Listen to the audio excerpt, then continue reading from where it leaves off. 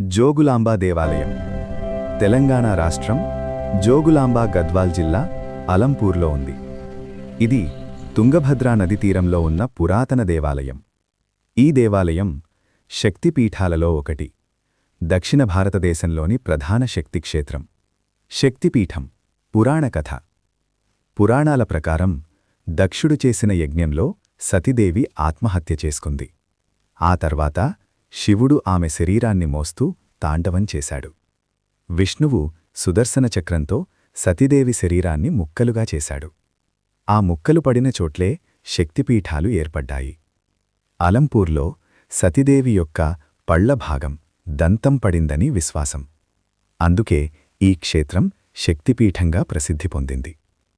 ఈ ఆలయం మొదటగా బాదామీ చాళుక్యుల కాలంలో 7వ శతాబ్దం నిర్మించబడిందని చరిత్ర చెబుతుంది.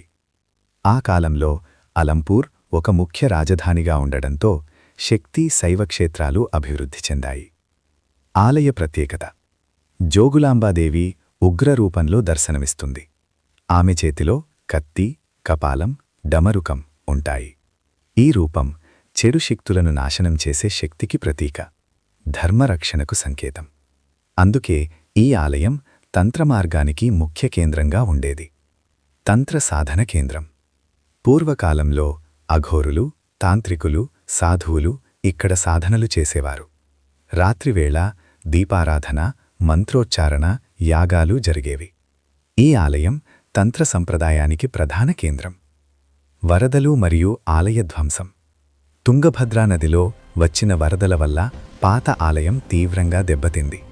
శ్రీశైలం జలాశయం నిర్మాణ సమయంలో పాత ఆలయం పూర్తిగా మునిగిపోయింది. నూతన ఆలయం.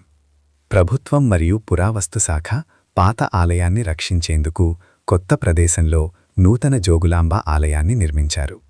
ఈ ఆలయం పాత ఆలయ శైలినే అనుసరించి శిల్పకళను కాపాడుతూ నిర్మించబడింది. భక్తుల నమ్మకం: ఇక్కడ దర్శనం చేస్తే శత్రుబాధలు తొలగుతాయని, దుష్టశక్తుల ప్రభావం తగ్గుతుందని, కుటుంబ సమస్యలు తొలగుతాయని నమ్మకం. ప్రత్యేకంగా ఆశ్వయుజమాసం, నవరాత్రులు, కార్తీక మాసంలో భారీగా భక్తులు వస్తారు. జోగులాంబా దేవాలయం ఒక ఆలయం కాదు, శక్తి స్వరూపానికి ప్రతీక. ఇది చరిత్ర, పురాణం, విశ్వాసం మూడూ కలిసిన పవిత్ర స్థలం. జోగులాంబా దేవాలయం ఒక ఆలయం కాదు,